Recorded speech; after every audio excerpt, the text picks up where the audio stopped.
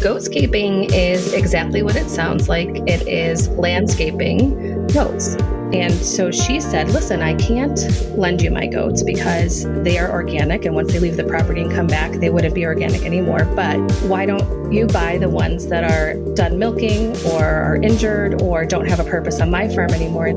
Yeah, so I was selected as one of the 10 2021 How I Built This Fellows, and the NPR put together this incredible network of mentors and speakers that helped myself and my fellows through this process of kind of really building an intentional, diverse, high-value, culturally aware business. Welcome to Mindful Businesses, presented by Sarani, and I'm your host, Vidya Iyer. In our podcast, we bring to you brands which are mindful in their practices and processes. A mindful business adopts and employs sustainable social, economic, and environmental practices. Today we have with us Jennifer Zeitler, founder and CEO of Let's Goat Buffalo, changing the landscape one bite at a time. Jennifer joins us from Buffalo, New York. Welcome, Jennifer. Thank you. Thank you so much for having me. So we have now goat yoga, goat hikes, goats for stress relief during exam week. Why are goats the animal of choice for these activities? Oh, that's so funny. I do not know why goats are trending in all of these areas, but I too have noticed that it's definitely a trending animal. For our purposes, this is not something that's new. So when it comes to what we do, which is landscaping and removing invasive plants that we don't want, goats have been doing that for millennia. So we're kind of harnessing something very old, and perhaps the goat yoga is something a little bit new. Is it the way they interact with human beings? I think that's a big part of it. Goats are very social animals. So they often people will be surprised. And I often hear folks say, oh, wow, this reminds me of my dog, or they're just like a dog, or they're kind of moody like a cat. They choose you perhaps. And they're very intelligent. They really prefer to be around people. They are a domesticated livestock, so they've been working with us for many hundreds of years, and that makes them very social and just a lot of fun to be around. Could you explain to our listeners what is goatscaping? So goatscaping is exactly what it sounds like. It is landscaping goats. So instead of using pesticides or heavy equipment to remove problematic growth like an invasive plant or a weed or something that we don't need in an area, the goats will come in and eat that plant. And then in return, they leave us some natural fertilizer that increases biodiversity in the soil and does not allow that plant to regrow from the waste. So when a goat eats, they sterilize what they're eating, but they also boost the soil to allow native plants to compete. So it's a win-win for all. It's a win-win for everybody. How many goats do you have? So I have 16. We are growing very quickly because what we try to do is take out a herd of maybe 7 or 8 goats at a time. And they will then go out on a job for, as long as we need to be there, and they'll eat through whatever vegetation the client is looking to have removed. So right now we have 2 herds that are out working full time, and we're expanding very quickly. And then we're also going to be franchising across the country. So we will also have herds that are going to be located in cities outside of Buffalo as well. So who is your typical customer? It really varies. When we started out, we had a lot of parks that were interested and government agencies, municipalities that had large areas that had become overgrown or inaccessible. But what we found was when the pandemic hit and a lot of these institutions were shut down, college campuses, public spaces were closed, I think that you found a lot of families that were at home. They were stuck at home. And they were more in touch with their own yards, their own environments. And during the pandemic, most landscaping companies that would be using equipment weren't allowed to operate in our area, but the goats were allowed to go out. And we found that a lot of our business switched over to residential, and it's never really changed. Ever since the very beginning of the pandemic, we've had just a lot of interest for folks who are at home as well.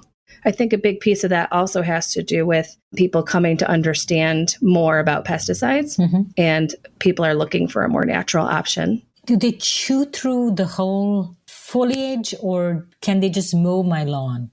Well, so they can mow the lawn. It would take a little longer. Goats are a browsing animal. They like to eat with their head up. They love bushes and brush and tall weeds. And we generally tell people they will eat anything from about 6 inches off the ground to about 6 feet off the ground, because once they're on their hind legs, they're also very good at getting the stuff that's high up. Grasses are their last choice, but they will eat through grasses. If somebody wants a manicured lawn, though, I would recommend sheep instead of goats. Goats tend to get a lot of the brushier, denser stuff that we have a hard time getting rid of, things like pricker bushes and overgrown bushes. So the reason I asked is we don't fertilize our lawn. So we have to mow it more often because, you want to keep the dandelions cut. Yeah, and it's not, people don't understand that when they are putting those kinds of pesticides on the lawn, they're not discriminate. So those things are not just going after the grass or the weeds, they're also affecting all of the microbes and the fungi in the soil and the insects that are there and all the things that make it alive.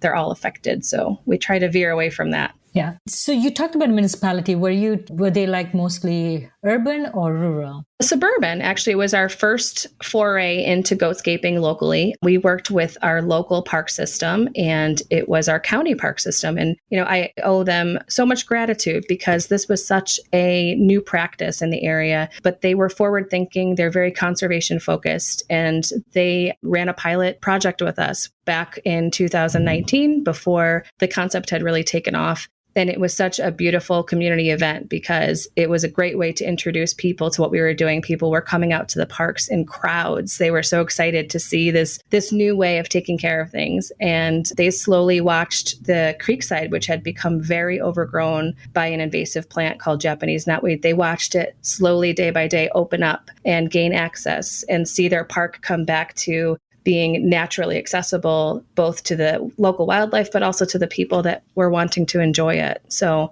it was a great collaboration. And I always say the name is Let's Goat Buffalo, and Buffalo really does play a huge part in how we got started. It was a whole community wanting to try something new. So I'm recording this episode from Philadelphia, and there are parts of Philadelphia which are pretty unkempt, I should say. And I wish there's not like the brush that you would have, say, in your forest preserve or something, but still, it's really hard for somebody to get rid of all the plants which are growing in a vacant lot. Do you think that would be a good application for goatscaping or no? It is, and it's something that we've done before, is taking care of overgrown lots. So part of what makes what I'm trying to do new and different is the fact that we're taking this grazing concept and we're making it mobile and accessible for urban and suburban environments. So there are lots of goatscaping companies across the country, and many of them are ranch based. So they're kind of based on a farm, and they might go out and release thousands of animals on a prairie or on a mountainside. And what I find, because I live in a suburb right outside of a large city, I feel like, this is a great practice, but that's not accessible for us. So what we have done with our bus unit is made it so that we can take that whole farm operation from job to job. So our bus is outfitted so that the back end of the bus is a living quarters for the goats, and the front end of the bus is kind of a center for the herder to manage the job. So there's a toilet and a shower and a stove and a bed. So everybody's kind of self-contained. That unit makes it so that we can drive into a city, set up fencing around maybe the lot that you were describing, allow the goats to eat the plants that we don't want there. And they're also, what I find so fascinating, and I try to explain to people, is they're also leaving behind a waste that sometimes people are a little nervous about. They're saying, well, what happens to the poop? And I get really excited about that question, because what's happening is that's going into the soils that have been so depleted by a lot of urban activities and actually giving some life back to those soils. So there's multiple benefits there when the goats can come in. And this just makes it accessible to an urban environment. We can come in, let the goats out and eat, get them back on the bus, and we're on our way to the next job. So are you a farmer by profession? How did you come about this awesome idea and monetize it? Yeah, so I'm not a farmer by trade. I was, kind of far into my career, which was in sort of a pseudo-corporate environment. I was in a very large nonprofit and had been doing program development for many years. And I think what I was experiencing is what a lot of people experience maybe mid-career, which is you're working so hard for so long, kind of on that hamster wheel, going a mile a minute, day after day. And I had achieved such a great situation in my career, but I sort of took a moment and looked around and said, wow, I know I worked so hard to get here, but I actually don't really like the view, and I was thinking about so much as far as the environment is concerned and my connection to nature. And I was struggling with those two identities, this career that I'd worked so hard to build, but then this call to nature in more natural ways. And what was that career that you left behind? I was working in employee benefits. Okay. So I was providing corporate benefits. And a lot of what we talked about for our clients was this concept of work-life balance, of which I had none. Okay. So it was a little bit ironic. So one of the ways that I had tried to connect with the earth and with myself was through hobby beekeeping. And I had some hives that I set up on some vacant land that I had purchased for a very, very nominal amount. But I got so excited and so into it. And my thought was, I can support pollinators. I can spend this time outside. I can learn about the ecology of it. And my property was actually quite overgrown with plants that were very difficult to get through. So it was a lot of raspberries and brambles. And it was recommended to me to run goats through there as an alternative to pesticides, which I found very fascinating. I had never heard of anything like that. I had not really been around a goat except maybe at the fair. And so I tried calling around to see if I could maybe borrow some goats. And pretty much everybody I called either told me that was ridiculous or they politely told me that's not what they do. And it was just not an option near me.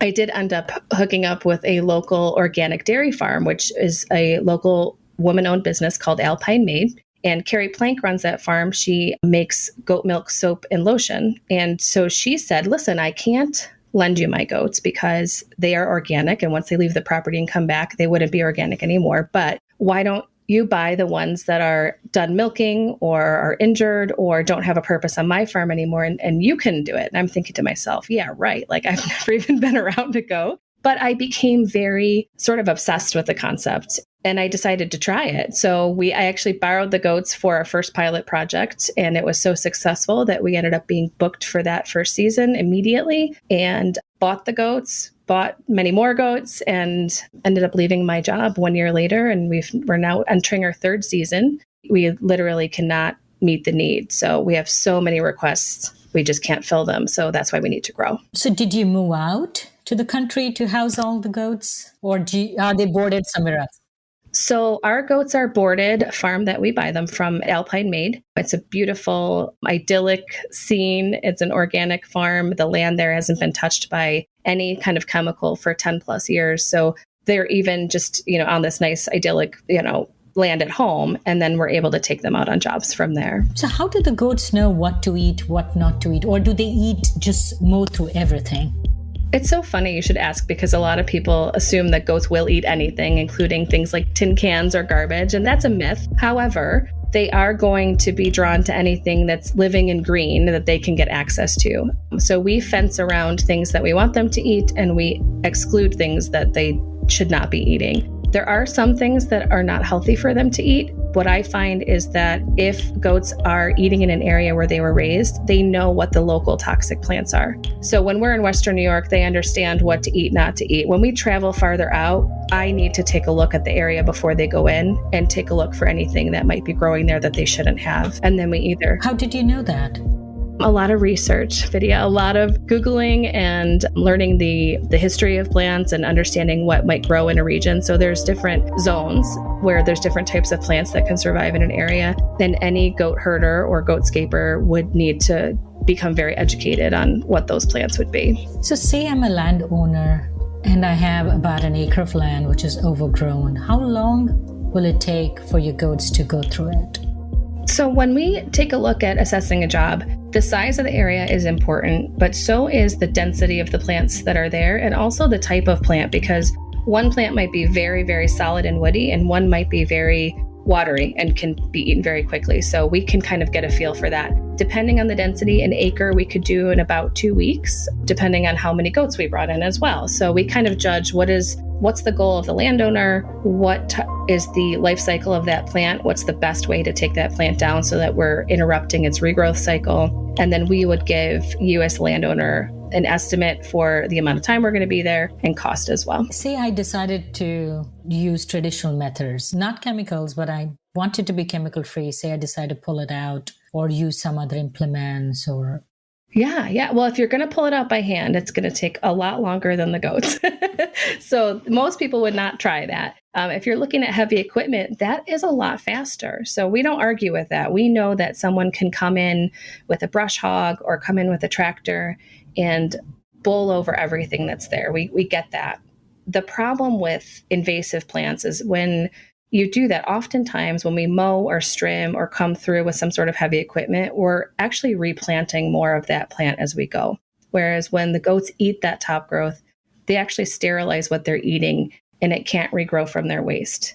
So they're sterilizing the problem plant and then they're leaving behind a rich fertilizer for that soil so that the plants that you do want have a chance to compete and come back and empower that plant out the next season. The other issue with heavy equipment is that when we go through an area with heavy equipment, you're actually causing more of a scar on the planet, right? So you've disrupted that soil system with this equipment. And nature has a funny way of kind of scabbing over those areas, just like our bodies do.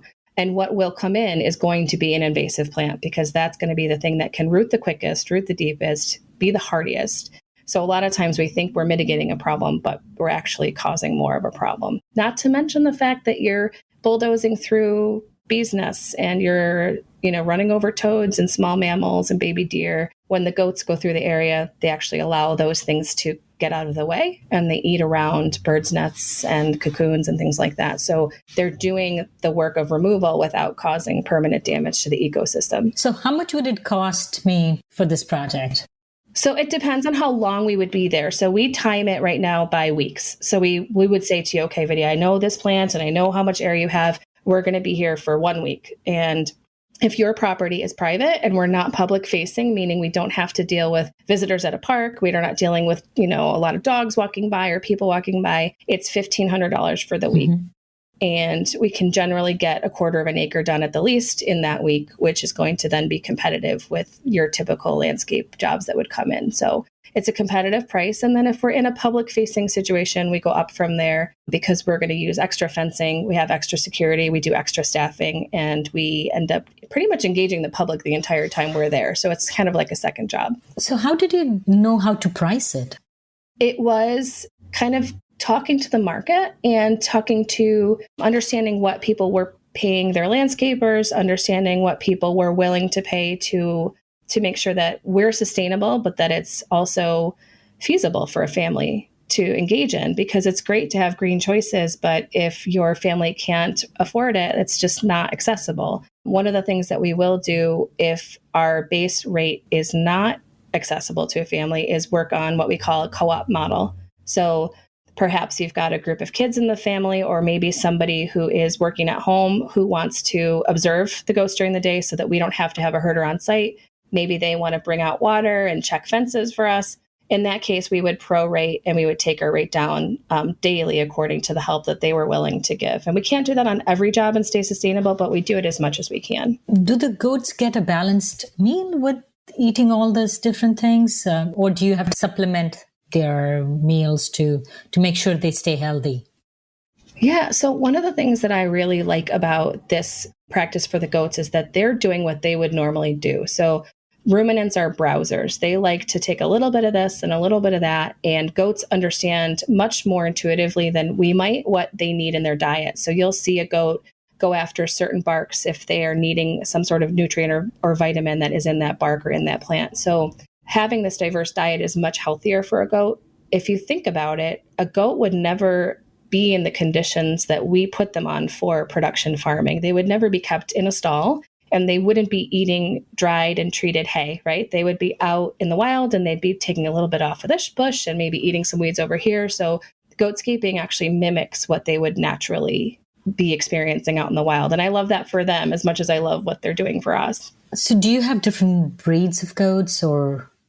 We use primarily Alpine goats because the farm that we take them from is an Alpine-based farm, and they're a large breed of goat. We have a couple of Saanens mixed in there. There are lots of different types of goats. So people often think of the little baby ones, or they think of the ones that tip over and faint, which are called fainting goats. We don't have any of those. They would be, not quite as focused on the job, I don't think. So, but we use quite large goats because frankly, they eat more. And I also have this wonderful relationship where we're taking these goats from the farm where they would not be kept. So all the animals that we use are rescued animals. And by rescued, we simply mean that they have some sort of condition, either age, or maybe they've been bred too many times, or they have some sort of injury or illness that makes them not viable for traditional farming. And farming is such small margins that farmers cannot keep animals unless they're producing for them. So we're able to take those animals that are not able to produce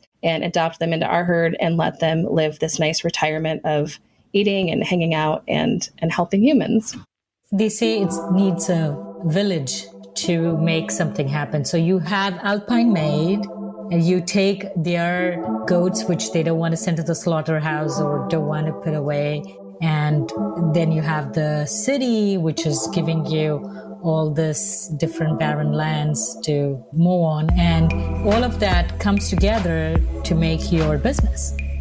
Yes, it's been such a community effort. And I feel like I want to scream that from the rooftops because I'm just one person. I'm a single parent. I had this full-time job. This was not something that was done alone. There were so many conservation agencies and our city park systems, a group called Leadership Buffalo, which was instrumental in volunteering and helping me with different levels of expertise in marketing and in financial planning and things like that. So many people came together and not only believed in me, but believed in the goats and what they could do. And you can tell that people care. They want to slow down. They want to do something different. And I've just been blown away by how people have come together. Another way that we've been so supported is with people sponsoring our goats. So on our website, every goat has a story and you can understand how did they come to us? Why are they with us instead of living their farm life? Why are they a rescue? And people can sponsor them and get updates from them every couple of months and understand where they are, what they're doing. And that financial support helps us maintain excellent veterinary care, the best housing at home for them. So it's just been a really beautiful, cohesive effort all across the board. It's been amazing.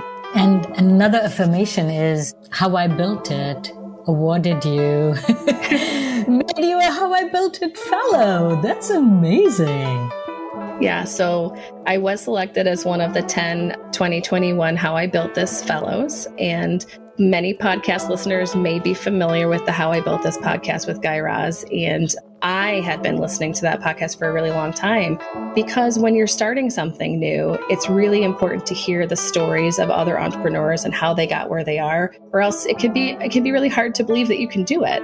So that podcast was so meaningful for me. And I applied to the fellowship really honestly thinking, well, there's no chance because I'm so small and we're so new. And when I was selected, I have to tell you, it was just amazing. And the NPR team all across the board, Guy Raz was awesome, but NPR put together this incredible network of mentors and speakers that helped myself and my fellows through this process of kind of really building an intentional, diverse, high value, culturally aware business versus just, okay, how do we look at the bottom line? It was such a rounding experience that helped me. I will think different about my business forever moving forward. So it was an incredible experience. I encourage any entrepreneur that's working on something that's environmentally focused or socially focused to check out the fellowship, to check out the summits that they've recorded over the past couple of years, and of course to apply yourself because you just never know what doors are going to open for you. So it had a monetary award along with the mentorship? Yeah, so we all went through and we pitched for a $50,000 award. There's a company called Chezzy that received that award, and Toby was one of my fellows, and he is working on an application to help people understand how they're going to experience an employer from different levels of intersectionality. So it's really an effort toward diversity and inclusion in the workplace, which is amazing, very well deserved. But honestly, all of us went into that pitch understanding that there was no way for anybody to lose because we all have become so bonded. We've received so much mentoring and networking through the experience. And every one of the efforts was something that was social or environmentally driven. So we knew that no matter where that money went, it was going to be changing something for the better. So we all really won. We all really won by being selected. It was just incredible.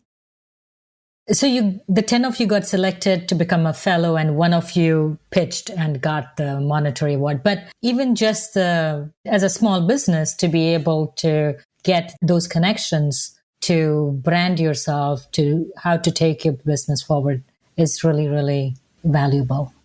Yeah, it's been incredible. And for me, we're at this stage at Let's Go Buffalo where we have to grow. So we have to expand. We have to take on new cities because we are not meeting need. There's so many requests for goatscaping and we can't fill it. So we're growing very, very quickly. We're taking on investors and we're kind of structuring our company to expand. And understanding how to do that deliberately is so, so helpful, and getting some different perspectives, because I know what I know, but I don't know what I don't know. And so a lot of what the fellowship did for me was kind of turn lights on in different areas that say, hey, you know what, you need this kind of connection, and kind of teach you how to deliberately build a team.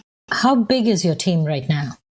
Right now, it's relatively small. So I have one full-time herder. Every herd that we will take on brings on a new herder, myself. And then I have an advisory team of about 7 people that work with me. And they're all from different areas of expertise. So that helps me kind of build from the inside out as we're building our infrastructure, making sure that we have that expertise built in. You talked about franchising. So what would the different components that you need to make it a viable option? So say I was opening a McDonald's franchise. I probably will open it kitty corner to Starbucks, or, like somewhere like that. I have all these other pieces which have to fall in place for me to be able to be successful at that location. What would you need? You'd need, because not everywhere are you going to be able to find goats, right? You'd be surprised. So I thought that as well. And then it's kind of like when you know someone that drives a certain kind of car, and then all of a sudden you see that car everywhere.